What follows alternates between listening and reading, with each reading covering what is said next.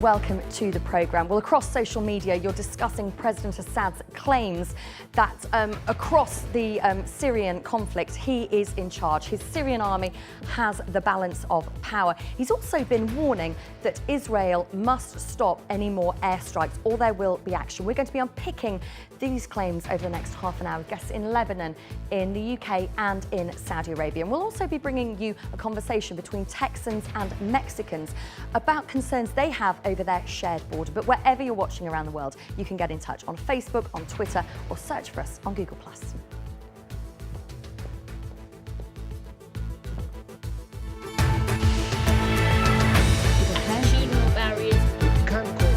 Talking about it.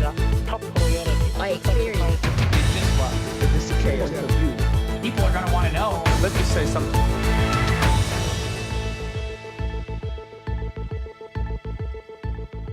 And thank you for being with us here on World Have Your Say. Throughout the programme, all of your comments will be coming to me here on my tablet, so we'll try and bring those to you throughout the course of the programme. Let me introduce you to the guests who are going to start our conversation. We're joined by Jonathan Speer, who is a fellow at the Global Research in International Affairs Centre, which is a think tank in Jerusalem. We're also joined by Habib Batter, a journalist and blogger in Beirut, and Sakar al-Makadi, who is a journalist and was on the Syria-Lebanon border just 2 weeks ago, but joins us now from our studios in London. Well, first of all, let's just listen to what some of President Assad said on Lebanon's al-Manar television. Parties that talked to us. There were several responses before, and they were all direct. The temporary response is worthless. Our response will be political. If we want to respond to Israel, it will be strategically. This depends on the popular mood, and it should be through popular resistance. There is public pressure by people from the Golan Heights to fight Israel, but we know that we are going to negotiate with people backing the opposition.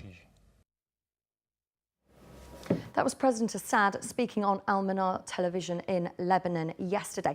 Let's go straight to Jonathan Speer now and get a response from Jerusalem. What do you make of those comments? First of all, my name is Jonathan Speer, rather than Spear, if that's okay.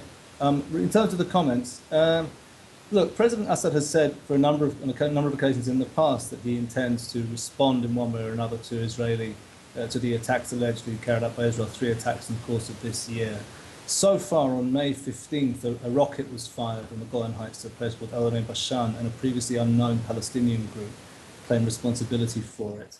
So far, Assad's response has been very, very limited indeed, and that's because, of course, his regime is fighting for its life right now against an insurgency against it, which is nearly over 2 years old. So my sense is Assad will, in fact, be very, very careful about launching a large response against Israel, because it would probably mean the end of his regime were he to open up a second front against a much more powerful enemy. So that would be my first immediate conclusion. There's an element of rhetoric, I think, going on here. If he is serious about it, then we could be heading into dangerous waters indeed, because Prime Minister Netanyahu, at least, has made clear in a recent statement after an Israeli cabinet meeting that Israel intends to carry on seeking to interdict weapons supplies from Syria across the border into Lebanon to Hezbollah. So if Assad is serious about a major response, we'll be heading into somewhere quite dangerous. My sense is this could be an element of rhetoric here rather than a real declaration of intent. Let me bring you a comment which has come in. It's part of an article by Nasser Sharara on almonitor.com, a site covering Middle East news run from Washington. There are hundreds of thousands of displaced Syrians who wish to see Syrian President Bashar al-Assad toppled and who live amongst the Lebanese Sunni community in Lebanon. Jabhat al-Nusra could use those to displace Syrians in its fights against Hezbollah. Let's bring in Habib to react to that. What do you make of those comments? Well, I think that there's a sharp divide in Lebanon today, and both sides are looking for narratives that confirm that they are right. They're looking at, from the Hezbollah perspective, there are jihadists, they are extremists, they are criminals, they could come and destabilize Lebanon. From the FSA supportive, rebel supportive perspective in Lebanon, the regime must be toppled. The Hezbollah is acting on foreign orders. So both sides are very much sticking to their core beliefs here and feel that there is an existential threat. At the base of it, people in Hezbollah feel that Hezbollah is threatened by the money that's pouring in from the Gulf states, who are happy to see definitely Hezbollah lessened in influence. And so the fear is that there could be a broad destabilization in Lebanon, because Hezbollah is a very big organization. It's not just a group. I mean, it's one of the most significant social and political and military movements in Lebanon that is supported by almost half the population, if not more. And it crosses boundaries. You know, there are a lot of Christians. I was watching Christian Lebanese television last night, and they are supporting Hezbollah and the martyrs of Hezbollah. And the more that the caskets come into the neighborhoods, the more people will strengthen their support and feel that their existence is threatened. Well, let's bring in Sakar at this point, because you were on the Syrian-Lebanon border just a couple of weeks ago. There's been so much talk about the influence of Hezbollah fighters in recent weeks. What did you see and what do you make of that? Well, you know, when we were there, it was really the first time that Hezbollah was openly admitting that it had fighters in Syria, and it was showing the media that its fighters were willingly crossing the border. You know, there have been fears and suspicions about this for many, many months, for years, but really this was the first time that it had happened. And they're claiming that it's in response to Free Syrian Army attacks from Syria onto Lebanese land. A lot of the border areas have been hit by rockets. They were very keen to show us the rocket damage, which they said was, you know, inflicted upon Lebanon and narrowly missed a civilian gathering, weddings, and schools were nearby. It was also very close to a Hezbollah local headquarters. So, you know, they're claiming that this is merely a response, that they're defending Shia neighborhoods on the Syrian side of the border, that they're defending the border as well. And President Assad was very keen to push that message home that, you know, Hezbollah is not fighting with us or for us. We're not desperate. All they're doing is manning the border and controlling the border to stop foreign fighters coming into the country. And that really is the Assad-Hezbollah narrative at the moment. It's that, you know, it's a defense against foreign terrorism. Well, Mohammed in Beirut has uploaded his take on this. Let's watch his video now. I think that the main reason for the Hezbollah intervention in Syria is the agenda of the Syrian rebels. The Syrian rebels are not free to decide how they will be ruling if they take power in Syria. It's the Western nations and Israel and the Gulf countries who are mandating this agenda.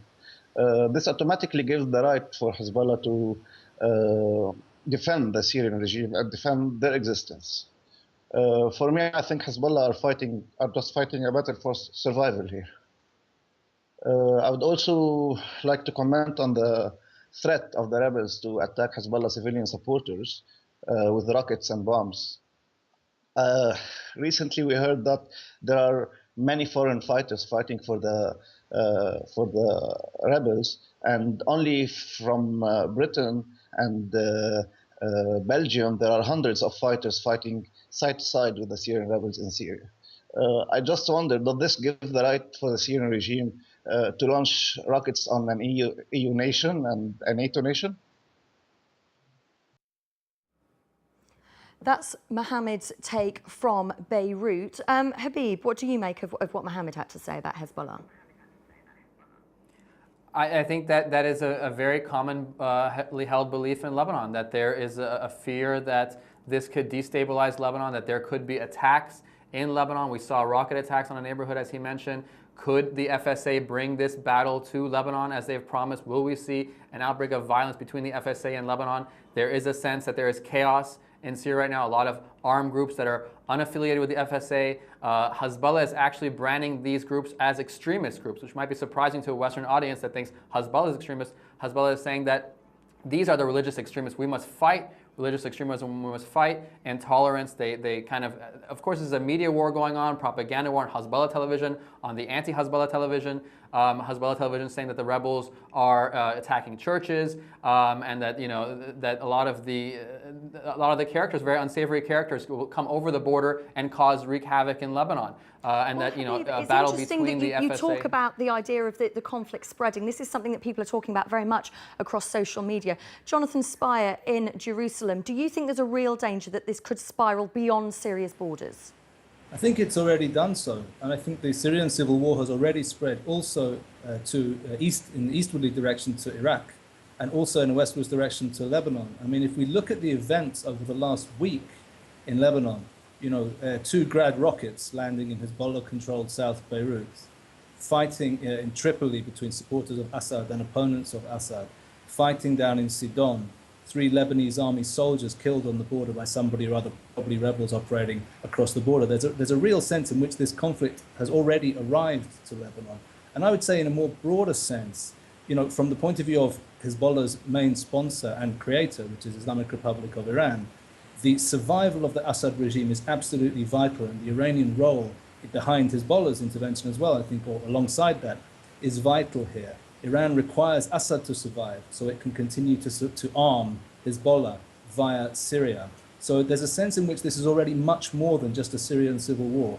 Iran and its various allies, Hezbollah being one of them, various Iraqi Shia paramilitaries being another, are mobilized in a full way behind the Assad regime on the one hand, and then on the other hand, the Gulf monarchies, most importantly Qatar and Saudi Arabia and also Turkey, are mobilized strongly behind the rebel side. This is already taking on the contours of a region-wide conflict of a basically sectarian nature, the Shia-led forces on the one hand, Sunni forces behind the rebels on the other. And in those senses, this is already much, much more than just a narrow Syrian story. Syria has kind of become the focus for perhaps the main regional struggle going on right now between Islamic Republic of Iran and Shia forces on the one hand, and Saudi Arabia and now also Qatar on the other, behind the rebels. Well, Jonathan Spire, we're getting lots of people getting in touch with us across the BBC's language services, and we can go now to the World's Newsroom and speak to my colleagues from BBC Persian and BBC Russian service, Amir and Famil. What are your listeners telling you? Well, I mean, if we talk about the BBC Russian audiences, they are clearly cut into 2 parts. One audience, which is mostly from Israel and Western Europe, supports the what the opposition is doing and the fight against Bashar Assad's regime. The other side is obviously supporting the steps that Russian government is taking to support the Assad regime, and you can see how clearly they sort of talk to each other in really high tension terms, accusing the West in propaganda war against Assad, whom they present. One side presents as a secular regime, the other side presents as a cruel regime which just kills their own citizens. 80,000 people died. But the Russian government also puts into it another dimension, not just secular against religious extremism, but also Shia against Sunni. And the proximity of Iran, just next door neighbor, and also Russia just slightly to the north, for Russians it's very, very obviously very, very important. Yeah, for Iran, it is for the government of Iran, the Syria is a very important ally in the region, and that is why they are so into it to support the Syrian government, whatever it takes. They are not going to let Assad go down very easy. And the picture we get, it is quite different between what we see from the government of Iran and what we see from the Iranian people. And there is a huge difference. While the Iranian government sees this thing as a strategic ally that they have to keep them on their side, Iranian people are not that much involved in it.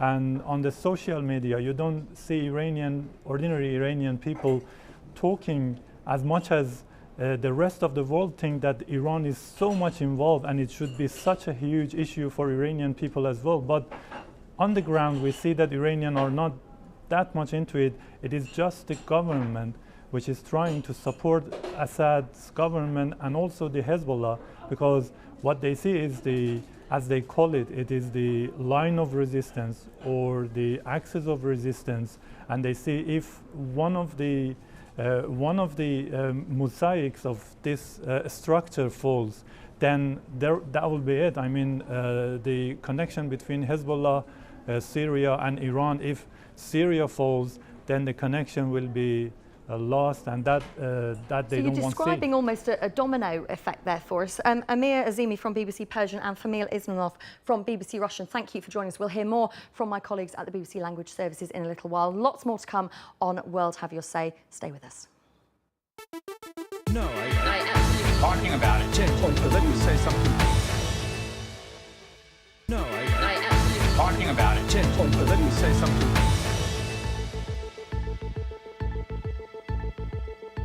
Welcome back to World Have Your Say. Don't forget, throughout the course of this conversation, if you want to get involved, facebook.com/World Have Your Say is the best place to go, or tweet us using the hashtag WHYS. Still with us is Jonathan Spire, who is in Jerusalem, and also Habib Batter, who's a journalist and blogger in Beirut. But let me introduce you to a new guest now. Khalid al-Manar is an editor of the Saudi Gazette in Jeddah in Saudi Arabia and joins us now. Khalid, what have you made of these comments from President Assad on Lebanese television yesterday? These warnings to Israel and these claims that he has the upper hand in the conflict in Syria? Well, I think, as the previous speaker said, it's just rhetoric. Even Syria was free from internal division, not much was said. The Israeli card is used right and left has been used by many Arab regimes, including the Ba'athist regime. So I don't think so. Assad knows that if he does anything directly towards Israel, he might be hit really bad. He can't afford that because they'll be fighting on two fronts. But across here in Saudi Arabia and the Gulf, I think the main concern of people is the humanitarian drama, the endless tragedy, the pictures that we see every day of children and others. I think that's very important. I would also agree with the Iranian gentleman who said that the Iranians, and we've been following some of the tweets and the blogs, the people there are not directly concerned. And then again, the Shia-Sunni factor is overblown. I do agree that there are extremists on both sides of the Islamic sects, but I think it's mainly a survival for Assad. I also think that he's made so many mistakes. He has been banking on the Chinese, who have pulled off a little bit, but his main card is the Russian card, and we don't know how long that will hold. Well, Khalid, as you speak, I can see Habib nodding away. What do you want to add, Habib? Well, I think that that's a good point. I mean, we have to look beyond religion and sectarianism, these kind of dichotomies. We're talking about here people supporting Hezbollah from Christians, in Lebanon, and the Christian community being deeply divided here in Lebanon. We have to look at money and power and politics. There are villages in Syria that are Lebanese villages that were divided during the colonial time. So they're Lebanese. People are fighting with their families. People are fighting for their obligations, personal obligations. So it really goes beyond religion and sectarianism. And what we have here is not just a dichotomy. We have wide, networks of patrons that have been going on for decades of patronage from the Syrian regime to Lebanese politicians. So the Syrian support actually is the foundation of the Lebanese political structure and the very delicate power sharing. So if Hezbollah were to go, you would see almost a column of Lebanon's current delicate balance lifted, which could be a political and security earthquake in Lebanon. So this goes beyond religion. We have a lot of money involved, a lot of Saudi money, a lot of Qatari money, a lot of EU money. So again, it comes down to a lot of other factors other than sectarianism, and it's very simplified to look at it in those terms. Well, while we're talking about Hezbollah, let's take a video now from the Free Syrian Army Chief of Staff, General Salim Idris. The situation on Qusayr is very, very complex. It is very dangerous. And the fighters of Hezbollah are very well organized and very well armed, and they are supported by the Air Force of the regime. And the Air Force of the regime is using vacuum bombs and very powerful bombs, and the regime is using the long-distance artillery and the Scud missiles against Al-Qusayr. And that was the Free Syrian Army Chief speaking to our sister programme NewsHour on the BBC World Service. Jonathan Spire, you can hear within his voice the real threat, the real danger that the Free Syrian Army feel by Hezbollah. Is this, in your view, a game changer, the fact that he told the BBC World Service 7,000 Hezbollah fighters are now inside Syria? How much of this is a game changer? Well, I think there has been a change in direction in terms of the military fortunes of both sides in the last month or so in the Syrian civil war. I would say it's not only or even mainly because of the presence of Hezbollah fighters. And I would point people's attention also to the presence of what's called the National Defense Force, a group of around 50,000 men, which is Syrians, but trained by the Iranians and Hezbollah over the last few months, which has now been deployed in the field and which has proven to be a very, very significant new player for the Assad regime. Assad's not able to rely on much of his own regular army because it consists largely of Sunni Arab conscripts whose loyalty to the regime is doubtful. But the Iranians and Hezbollah behind him have, I think, with a great deal of creativity, created a new force, which is now deployed on Assad's behalf and which is making a difference. With regard to Hezbollah and Qusair, I would point people's attention to the fact that the assault on Qusair city by Hezbollah and the regime is now nearly 2 weeks old. They were claiming they would take Qusair very quickly. They currently claim to control around 2/3 of the city. But we're hearing that yesterday, rebel forces broke through the closure on Qusair city around the village of Shamsin in order to reinforce the rebel forces. So to some degree, despite the Hezbollah and the regime's predictions of early success in Qusair, actually the military performance of the rebels has been specifically very impressive, I would say, and to some degree surprising, I think, to some observers over the last 2 weeks. Qusair city hasn't fallen yet, and that, I think, speaks to some degree about the military abilities of the rebels. And when you talk about Qusair, of course, it is of strategic importance to both sides, both the Syrian regime and the rebels. Also worth saying that the French government are actually saying that it's more like 4,000 Hezbollah fighters inside Syria. The numbers really do differ because it's very difficult to qualify actually how many people are involved there. Let's now take another look at a video. This is from Thabit Salim, who's a journalist in Damascus, who gave us his view on the role of Hezbollah in the conflict. Well, I think this is not a positive act. It is a negative one. First, it will increase the death toll of the Syrians in general. Two, it will contribute to more division, sectarian division among the Syrian people. Three, it will be a pretext for the jihadists to come into Syria. Again, it will endanger the stability and security of neighboring countries, especially Lebanon, and we have started witnessing the repercussions. This will include Iraq, definitely, and maybe somewhere else. So that is how I see it. That was Thabit Salim talking to us. He's a journalist in Damascus, uploading that video for us at worldhaveyoursay.com. Habib, what do you make of his idea that this is a pretext for more jihadists to come to Syria and this is going to endanger stability of Syria's neighbours?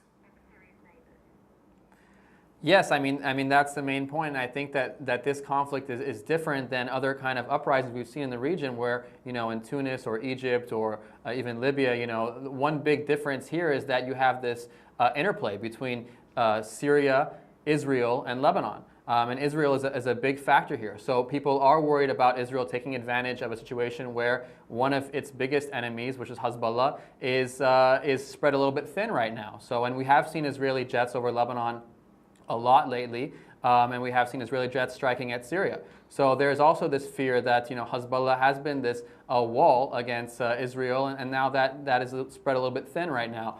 So there's a vulnerability there. So I think the presence of Israel really changes the dynamics of this uprising, and again, the underlaying of the Lebanese and political foundation with the Syrian regime elements that have been connected for decades.